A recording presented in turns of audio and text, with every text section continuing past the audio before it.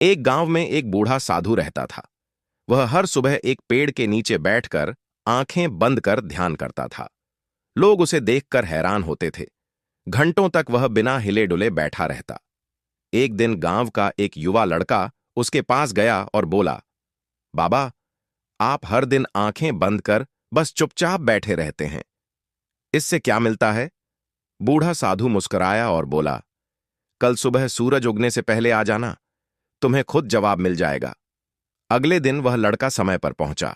साधु ने उसे पास बिठाया और बोला, आंखें बंद करो और सिर्फ अपनी सांसों पर ध्यान दो। लड़का मान गया। 5 मिनट बाद वह बेचैन हो गया। बोला, बाबा, दिमाग में बहुत सारे विचार आ रहे हैं। साधु बोले, बस देखते रहो, कुछ मत करना। 10 मिनट, फिर 20 minute.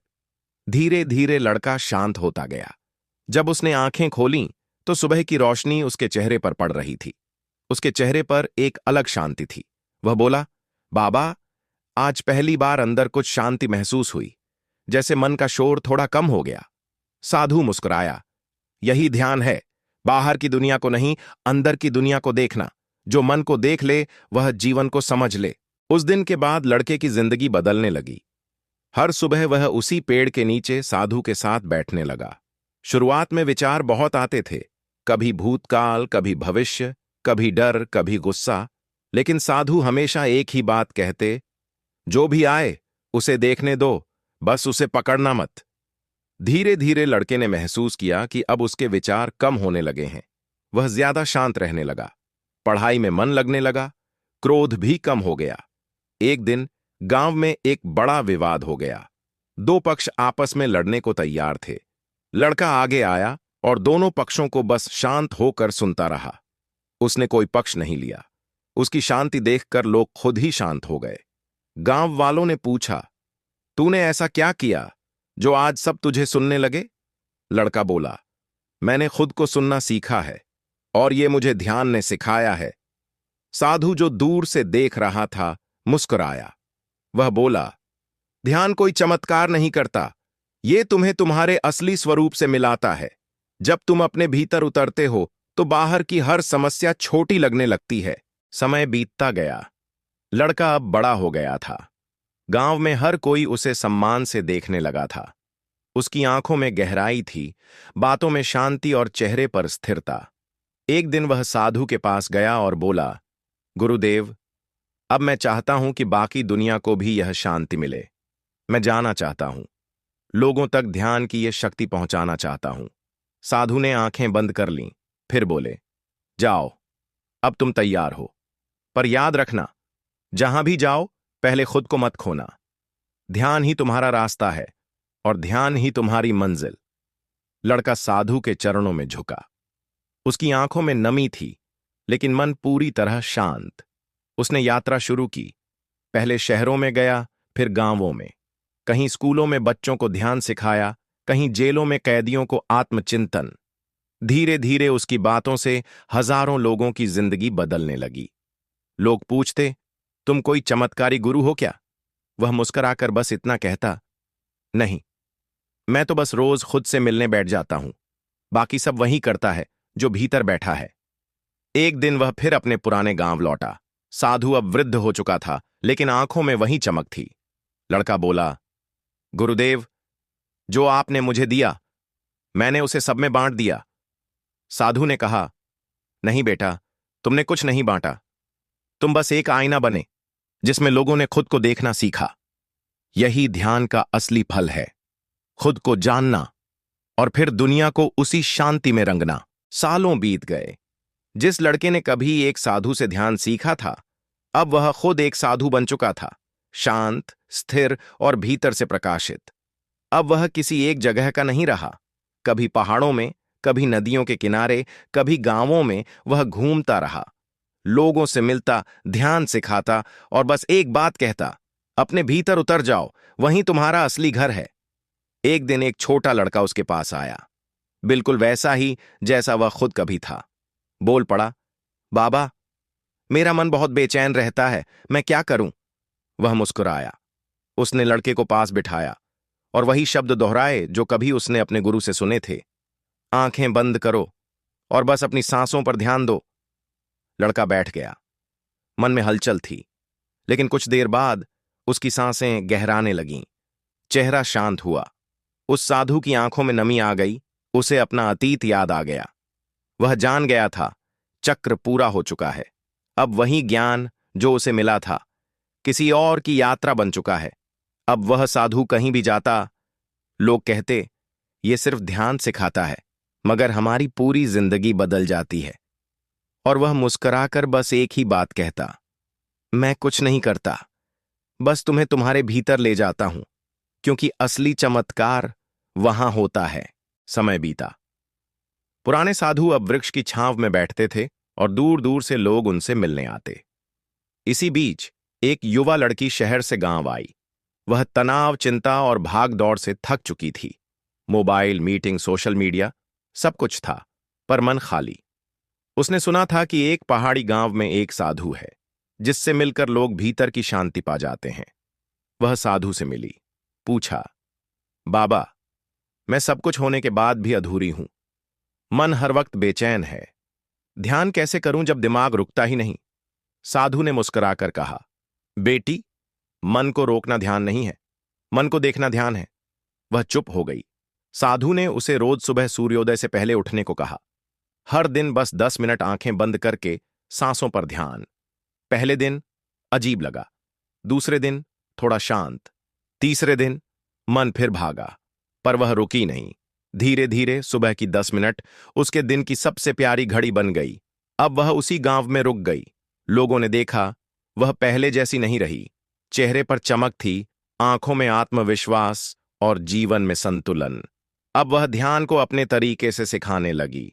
Online classes, corporate offices में सेशंस, बच्चों के लिए ध्यान वर्कशॉप्स। वह ध्यान को आधुनिक युग की जरूरत बना रही थी।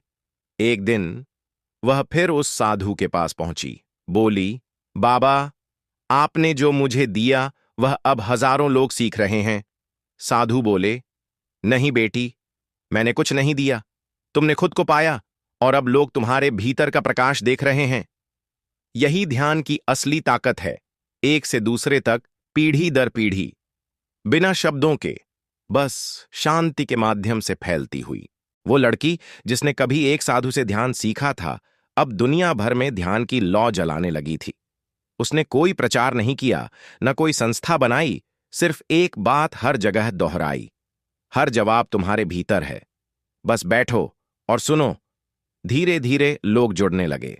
अमेरिका के बिजनेसमैन, जापान के छात्र, अफ्रीका के गांव वाले, यूरोप के सैनिक, हर कोई उस शांति को महसूस करने लगा जिसे कभी उन्होंने खो दिया था। एक दिन संयुक्त राष्ट्र यूएनओ में उसे आमंत्रित किया गया। पूरे सभागार में सन्नाटा था। वो स्टेज पर आई, कोई लंबा भाषण नहीं दिया, बस बोली, आज 1 मिनट हम सब एक साथ चुप बैठेंगे, अपनी सांसों पर ध्यान देंगे। पूरा हाल शांत। नेता, वैज्ञानिक, पत्रकार, सबने आंखें बंद कीं। जब आंखें खुलीं, कई चेहरों पर आंसू थे। किसी ने बहुत दिन बाद खुद को महसूस किया था। इस 1 मिनट के बाद दुनिया में एक बदलाव आया। हर देश में ध्यान घड़ी बनाई गई। हर स्कूल में शांति का पीरियड अनिवार्य हुआ। हर ऑफिस में ध्यान ब्रेक शुरू हुए। युद्ध प्रभावित क्षेत्रों में भी, जहां लोग एक दूसरे के दुश्मन थे, वहां ध्यान ने पुल का काम किया। एक सैनिक ने कहा, मैंने बंदूक से कई लोगों को मारा है, पर ध्यान ने मेरी आत्मा को बचा लिया। वह साधु, जो अब वृद्ध हो चुका था, गांव में पेड़ के नीचे बैठा था। एक दिन उसके पास अखबार आया जिसमें लिखा था, ध्यान अब एक वैश्विक आंदोलन बन चुका है। वह मुस्कुराया। उसके चेहरे पर कोई गर्व नहीं, बस संतोष था। धीरे से आंखें बंद कीं और फिर से सांसों में खो गया, क्योंकि जिसने ध्यान की शक्ति जान ली, वो जान गया कि असली परिवर्तन बाहर नहीं, भीतर से होता है। गांव वही था, पेड़ भी वही, और उसके नीचे वही साधु बैठा था। अब उम्र बहुत हो चली थी, शरीर झुक गया था, लेकिन मन अब भी आकाश सा विस्तृत था। हर सुबह लोग आते, उसके चरणों में बैठते, कुछ सीखते, कुछ सिर्फ मौन में रहते। उसी दिन जब सूरज की पहली किरण उस पेड़ की छांव पर पड़ी, साधु ने अपनी आंखें खोलीं, गहरी सांस ली और अपने सबसे पुराने शिष्य को पास बुलाया। धीरे से बोले, अब मेरा समय पूरा हुआ, पर ध्यान की यह ज्योति बुझने नहीं देना, इसे चलाते रहना, जैसे मैंने कभी अपने गुरु से पाया था। शिष्य की आंखों में आंसू थे। पूछा, गुरुदेव, क्या आप जा रहे हैं? साधु मुस्कुराया, बोला, मैं कहीं नहीं जा रहा। जिसने खुद को पाया है वह कभी जाता नहीं, बस हर मन में शांति बनकर बस जाता है। फिर उसने आंखें बंद कीं, सांसें धीमी हुईं और धीरे धीरे वो साधु ध्यान में लीन हो गया, जैसे सदियों के लिए मौन बन गया हो। उसके चारों ओर गहरा सन्नाटा था, लेकिन वो सन्नाटा डर का नहीं, शुद्ध शांति का था। उसके शिष्य ने उसी पेड़ के नीचे एक छोटा स्थान बना दिया। न कोई मूर्ति, न कोई माला, सिर्फ एक छोटा पत्थर जिस पर लिखा था, यहां वह बैठा था जिसने सबको खुद से मिलवा दिया। समय बीता। उस स्थान पर हर दिन लोग आते, कोई रोने, कोई चुप बैठने और कोई खुद को ढूंढने। और उस साधु की साधना, उसका ध्यान अब किताबों में नहीं, लोगों की आत्मा में बस चुका था। क्योंकि एक साधु चला गया, पर ध्यान अमर हो गया। सालों बीत गए। वो साधु अब नहीं रहा, पर उसका नाम किसी किताब में नहीं, लोगों के मन की गहराई में दर्ज हो चुका था। उस पेड़ के नीचे अब कोई दूसरा साधु नहीं बैठता था, पर हर सुबह वहां दर्जनों लोग चुप बैठते, जैसे किसी अदृश्य उपस्थिति को महसूस कर रहे हों। वहीं बैठती थी एक छोटी बच्ची, बिल्कुल शांत, अपनी आंखें बंद किए, सांसों में खोई। कोई नहीं जानता था कि वो कौन थी। कभी बोलती नहीं थी, बस आती, बैठती और चली जाती। एक दिन एक वृद्ध महिला ने उससे पूछा, बेटी, तुम रोज यहां क्यों आती हो? बच्ची ने आंखें खोली, धीरे से बोली, क्योंकि यहां बैठकर मैं खुद से मिलती हूं। महिला चौंक गई। वो शब्द वही थे जो उसने उस साधु से वर्षों पहले सुने थे। तब उसे समझ आया, ध्यान एक नाम नहीं है, ध्यान एक परंपरा नहीं है, ध्यान एक जागृति है जो किसी एक शरीर तक सीमित नहीं रहती। अब उस गांव में हर साल एक ध्यान उत्सव होता था। न संगीत, न भाषण, सिर्फ मौन। दुनिया के कोने कोने से लोग आते और उस एक साधु को याद करते जिसने कुछ नहीं किया, सिर्फ लोगों को बैठना सिखाया। और यही उस साधु की सबसे बड़ी विरासत थी, ध्यान की अमर लौ जो पीढ़ियों से जलती रही, बिना शोर के, बिना प्रचार के, बस भीतर की गहराई में। ध्यान उत्सव अब सिर्फ एक परंपरा नहीं, एक अनुभूति बन चुका था। लोग वहां घंटों बैठते थे, न कोई बोलता, न कोई सिखाता, फिर भी हर कोई कुछ पा रहा था। वहीं एक युवा लेखक आया था, शहर के जीवन से थका हुआ, हर रोज की दौड़, लक्ष्य, प्रसिद्धि और असंतोष से परेशान। उसने ध्यान उत्सव के दौरान पहली बार 1 घंटा पूरी चुप्पी में बैठना सीखा। वो उठा, लेकिन उसके अंदर कुछ बदल चुका था। शब्द जो कभी बाहर शोर मचाते थे, अब भीतर उतरने लगे थे। वो गांव से लौटा और लिखना शुरू किया। मैंने ध्यान से पहले सिर्फ दुनिया को देखा, ध्यान के बाद मैंने खुद को देखा, और अब दुनिया को देखना बंद कर दिया, क्योंकि जो मैं हूं वही मेरी दुनिया है। उसकी किताब मौन की शक्ति धीरे धीरे लाखों लोगों तक पहुंची। न उसमें धर्म था, न कोई विधि, न कोई वादा, बस एक बात थी, बैठो, चुप हो जाओ, देखो और खुद को जानो। किताब ने एक नई क्रांति को जन्म दिया। स्कूलों में मौन कक्षा शुरू हुई, कार्यालयों में शांति क्षेत्र बनाए गए, मंदिरों, मस्जिदों, चर्चों से आगे बढ़कर ध्यान अब एक मानव धर्म बन गया। और उस लेखक ने अपनी किताब की आखिरी पंक्ति में लिखा, मैंने न कोई नया रास्ता बनाया, न किसी विचारधारा को फैलाया, मैं तो बस उस साधु की परछाई हूं जो पेड़ के नीचे बैठा और मौन से पूरी दुनिया बदल।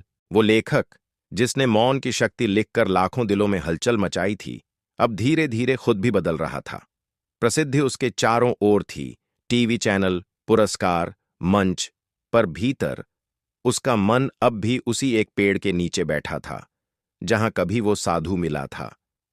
एक रात उसने शहर की सारी चकाचौंध छोड़ दी, मोबाइल, किताबें, पहचान, सब कुछ छोड़कर वो निकल पड़ा, सिर्फ एक जोड़ी चप्पल और एक चादर के साथ। लोग खोजते रहे, कहाँ गया वो लेखक जो मौन सिखाता था। लेकिन वह अब किसी उत्तर की तलाश में नहीं था। वह स्वयं उत्तर बनना चाहता था। वर्षों तक वह हिमालय की गुफाओं, गांवों, नदी किनारे भटकता रहा। हर जगह बस एक ही साधना, बैठना, देखना और पूर्ण रूप से मौन में उतर जाना। एक दिन वह उसी गांव लौटा जहां कभी एक साधु ने उसकी दुनिया बदल दी थी। अब उसका चेहरा शांत, आंखें गहरी, शरीर हल्का और आत्मा जैसे आकाश से भी विशाल। गांव के लोग उसे पहचान नहीं पाए। कोई बोला, तुम वही लेखक हो क्या? उसने मुस्कुराकर सिर झुका दिया। लोग समझ गए, वह अब लेखक नहीं रहा, वह अब साधु बन चुका है, शब्दों से परे, मौन की जीवंत प्रतिमा। अब लोग उसे नव साधु कहने लगे। वो किसी को ध्यान सिखाता नहीं था, ना प्रवचन, ना निर्देश, बस वह स्वयं ध्यान में बैठा रहता और जो भी पास बैठ जाता उसके भीतर कुछ पिघलने लगता। एक दिन एक किशोर बालक आया और बोला, बाबा, ध्यान क्या है? नव साधु ने आंखें खोलीं, धीरे से मुस्कुराया और सिर्फ इतना कहा, ध्यान वह है जो तुम्हारे इस प्रश्न के पीछे छुपा है। बालक मौन हो गया और वहीं से ध्यान की एक और नई यात्रा शुरू हुई। एक और पीढ़ी तैयार हुई जो शब्दों से नहीं, मौन से दुनिया बदलने को तैयार थी। वह बालक जिसने नव साधु से एक प्रश्न पूछा था, ध्यान क्या है, उसके भीतर एक चिंगारी जल चुकी थी। वो हर दिन साधु के पास बैठता, कुछ पूछता नहीं, बस सांसों की धड़कन में डूबा रहता।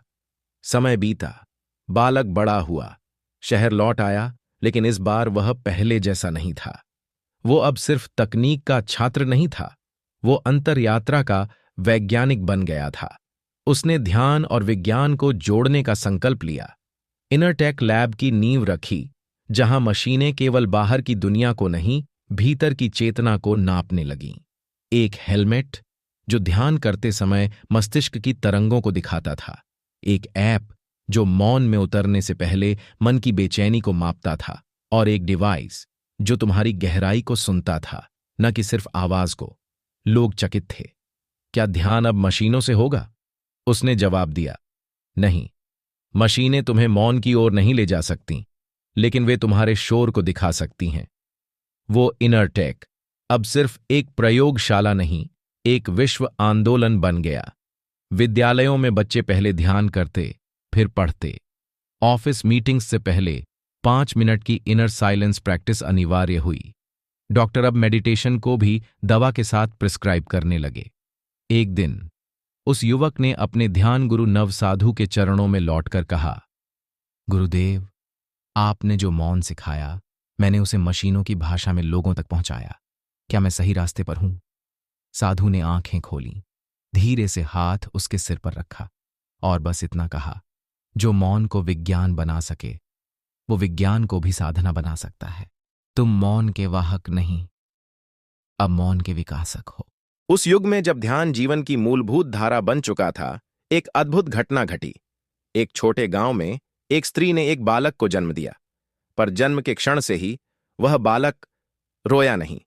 उसकी आंखें खुली थीं, गहरी, शांत, स्थिर। वह रोने के बजाय मुस्कुरा रहा था। मां ने डॉक्टर से पूछा, क्या यह ठीक है? डॉक्टर मौन हो गया, फिर बस इतना बोला, यह बच्चा कोई सामान्य शिशु नहीं, यह जन्म से ही ध्यान में है। उस बालक की कहानी फैल गई। वैज्ञानिक आए, ध्यानाचार्य आए, नेता आए, हर कोई उसे देखने। कोई उसे अवतार कहने लगा, कोई आगामी बुद्ध, कोई नवीन मानव। लेकिन वह बालक न बोलता, न घबराता, बस हर किसी को देखकर मुस्कुरा देता था। जैसे जैसे वह बड़ा हुआ, उसे कुछ सिखाना नहीं पड़ा। वह खुद मौन में उतरना जानता था, खुद ही एकाग्र होता, खुद ही समाधि में चला जाता। एक दिन उसने पहली बार बोला, पर वह कोई शब्द नहीं था, एक लंबा, मधुर, शांत AUM जो सुनने वालों के भीतर गूंजने लगा। वह स्कूल नहीं गया, लेकिन जब किताब खोली तो लिखना शुरू कर दिया। शब्द नहीं, ऊर्जा। उसकी किताबें पढ़ने वाला मौन में चला जाता। उसका लिखा कोई वाक्य पढ़कर आंखें बंद हो जातीं। 16 वर्ष की उम्र में वह अंतर्राष्ट्रीय इनर समिट में गया। लोग बोले, हमें बताओ, ध्यान क्या है? वह मंच पर खड़ा हुआ, आंखें बंद कीं और 3 मिनट तक कुछ नहीं बोला, सिर्फ मौन। फिर आंखें खोलीं और मुस्कुराकर बोला, ध्यान वह नहीं जो मैंने किया, ध्यान वह है जो आपने अभी महसूस किया। लोग रोने लगे, क्योंकि उन्होंने पहली बार शब्दों से परे कुछ सुना था। अब लोग कहते हैं, ध्यान अब कोई सीखने की चीज नहीं, ध्यान अब स्वयं जन्म लेने लगा है। ध्यान अब पृथ्वी पर फल फूल चुका था। हर मन, हर संस्था, हर जीवन मौन से जुड़ चुका था। लेकिन चेतना की खोज वहीं नहीं रुकी। अब मानव ने आंखें उठाईं आकाश की ओर। एक अंतरिक्ष अभियान की घोषणा हुई। नाम था project Antardhyan, inner space meets outer space. इस बार लक्ष्य था सिर्फ ब्रह्मांड को खोजना नहीं, ब्रह्मांड से संवाद करना। वैज्ञानिकों को वर्षों से एक रहस्य सता रहा था। ब्रह्मांड में कुछ तरंगे, कुछ कंपन, कुछ मौन संकेत मिलते थे जो किसी भाषा से परे थे। किसी ने कहा, ये रेडियो सिग्नल हैं, किसी ने कहा, ये तारों की धड़कन है। लेकिन उस युवा चेतना गुरु ने बस एक बात कही, शायद ये ब्रह्मांड ध्यान में है और हमें बुला रहा है। प्रोजेक्ट अंतर्ध्यान के लिए 5 अंतरिक्ष यात्रियों को चुना गया, लेकिन शर्त थी, उन सबको ध्यान में पारंगत होना था। सालों की तैयारी के बाद जब वे अंतरिक्ष में पहुंचे, उन्होंने धरती से नहीं, मौन से संपर्क किया। एक विशेष कक्ष में वे रोज सामूहिक ध्यान करते। कोई डिवाइस, कोई स्क्रीन नहीं, सिर्फ अंतरिक्ष का मौन और भीतर की गहराई। और फिर वो हुआ जो कभी नहीं हुआ था। एक दिन ध्यान के दौरान सभी यात्रियों ने एक साथ एक ऊर्जा महसूस की। ना शब्द, ना चित्र, बस एक कंपन जो उनके भीतर से उठकर बाहर की शून्यता में विलीन हो गई। और उसी क्षण उनकी मशीनों ने एक गोल, शुद्ध तरंग को रिकॉर्ड किया, जो किसी भी झात, भाषा या आवृत्ति से परे थी। धरती पर बैठे वैज्ञानिक हैरान थे। युवा गुरु ने मुस्कुराकर कहा, यह ब्रह्मांड की प्रतिक्रिया है, क्योंकि अब पहली बार किसी ने पूछा नहीं, सुनना शुरू किया है। उस दिन से ध्यान एक आध्यात्मिक अभ्यास नहीं, बल्कि ब्रह्मांडीय संवाद का माध्यम बन गया। अब नए मिशन तैयार हुए। Space silence pods, Interstellar meditation chambers, Galaxy listening rooms. ध्यान अब केवल भीतर नहीं, ब्रह्मांड का पुल बन गया था। अब वह समय आ चुका था जब मनुष्य ने न केवल पृथ्वी पर ध्यान को अपनाया, बल्कि अंतरिक्ष में भी मौन से संवाद करना सीख लिया था। ध्यान अब केवल अभ्यास नहीं रहा, बल्कि यह एक ऊर्जा भाषा बन चुकी थी, जो बिना बोले, बिना लिखे, सीधे आत्मा से आत्मा तक पहुंचती थी। अंतरिक्ष से आने वाली कंपनें अब रोज महसूस की जातीं। कोई शब्द नहीं, पर फिर भी सब कुछ कहा जाता। उन्हें किसी जाति, देश या धर्म से जोड़ा नहीं जा सकता था, क्योंकि वे मानव से परे चेतनाएं थीं। विश्व के महानतम ध्यान वैज्ञानिकों और साधकों ने इसे एक नाम दिया, संवेदनिक संपर्क, सेंसरी कम्युनियन। इसका अर्थ था शुद्ध मौन के माध्यम से ब्रह्मांड से आत्मिक एकता। फिर एक दिन धरती पर एक अनोखी घटना घटी। एक साथ 3 अलग अलग देशों में 3 अलग नवजात शिशुओं ने जन्म लिया। तीनों ने आंखें खोलते ही एक ही दिशा में देखा, आकाश की ओर। वे कुछ बोले नहीं, लेकिन वैज्ञानिकों की ऊर्जा मापने वाली मशीनें चीख पड़ीं। इन शिशुओं की चेतना तरंगें धरती की सीमा से परे तक जा रही हैं। युवा गुरु, जो अब मौन का महासागर बन चुका था, उन्हें देखकर मुस्कुराया। उसने कहा, ये नवमानव हैं। इनका धर्म मौन है, इनकी भाषा कंपन है, इनकी चेतना सीमाओं से परे है। ये उस युग के अग्रदूत हैं जहां न युद्ध होगा, न विवाद, केवल मौन की सत्ता होगी। और फिर पूरी पृथ्वी पर नवमानव आंदोलन शुरू हुआ। कोई क्रांति नहीं, कोई विरोध नहीं, कोई प्रचार नहीं, बस हर घर में, हर विद्यालय में, हर यान में, हर वन में मौन की साधना। शासन मौन से चलता, शिक्षा मौन से होती, रिश्ते मौन से खिलते और जीवन मौन से बहता। इतिहासकारों ने इस युग का नाम दिया, मानवता का स्वर्ण मौन युग, the golden era of silence. और उस युवा गुरु की अंतिम वाणी जो उसने सभी को उपहार में दी, जब हर मन स्वयं में स्थिर होगा, तब पृथ्वी ब्रह्मांड की सबसे सुंदर ध्वनि होगी, मौन। हजारों वर्ष बीत चुके थे। धरती अब वैसी नहीं रही थी, न सीमाएं थीं, न राष्ट्र, न धर्म। मनुष्य अब ऊर्जा प्राणी बन चुका था। शरीर था, लेकिन हल्का। बोलना लगभग बंद हो चुका था। सभी संवाद मौन में होते थे। इन्हें कहा जाता था चेतन वंश, the lineage of conscious beings. इन्हें युद्ध का कोई ज्ञान नहीं था। क्रोध क्या होता है ये सुना था, देखा नहीं। पढ़ना नहीं पड़ता था, ज्ञान भीतर से फूटता था, ध्यान में उतरते ही। एक दिन कुछ युवा शोधकर्ता धरती के प्राचीनतम स्मृति केंद्र मेमोरी केव में गए। वहां एक धूल भरी चट्टान के नीचे एक छोटी सी पुस्तक मिली, न मोटी न चमकदार, बस मिट्टी जैसी साधारण। उसका शीर्षक था ध्यान की कहानी। वे चकित रह गए। उन्होंने वह पुस्तक खोली और पहले पृष्ठ पर लिखा था, यह कहानी है एक साधु की जो मौन में बैठा रहा और पूरी दुनिया बदल गया। जैसे जैसे वे पढ़ते गए, उनके भीतर कुछ जागता गया। उन्हें वह युग दिखने लगा जहां शोर था, संघर्ष था, और फिर कैसे एक एक मनुष्य मौन की ओर मुड़ा। किताब के अंतिम पृष्ठ पर बस एक वाक्य था, सब कुछ मौन से शुरू हुआ था और मौन में ही सब लौट जाएगा। वे सब मौन हो गए, आंखें बंद कीं और उस साधु को महसूस किया। वो कहीं नहीं था, फिर भी हर श्वास में था। और वहीं उस स्मृति गुफा के बाहर उन्होंने एक नया शिलालेख लिखा। मौन कोई अभ्यास नहीं था, वह मानव की मूल प्रकृति थी, और जिसने उसे पहचान लिया वह काल से मुक्त हो गया। हजारों वर्ष बीत चुके थे। धरती अब वैसी नहीं रही थी। न सीमाएं थीं, न राष्ट्र, न धर्म। मनुष्य अब ऊर्जा प्राणी बन चुका था। शरीर था, लेकिन हल्का। बोलना लगभग बंद हो चुका था। सभी संवाद मौन में होते थे। इन्हें कहा जाता था चेतन वंश, the lineage of conscious beings. इन्हें युद्ध का कोई ज्ञान नहीं था। क्रोध क्या होता है ये सुना था, देखा नहीं। पढ़ना नहीं पड़ता था, ज्ञान भीतर से फूटता था, ध्यान में उतरते ही। एक दिन कुछ युवा शोधकर्ता धरती के प्राचीनतम स्मृति केंद्र मेमोरी केव में गए। वहां एक धूल भरी चट्टान के नीचे एक छोटी सी पुस्तक मिली, न मोटी न चमकदार, बस मिट्टी जैसी साधारण। उसका शीर्षक था ध्यान की कहानी। वे चकित रह गए। उन्होंने वह पुस्तक खोली और पहले पृष्ठ पर लिखा था, यह कहानी है एक साधु की जो मौन में बैठा रहा और पूरी दुनिया बदल गया।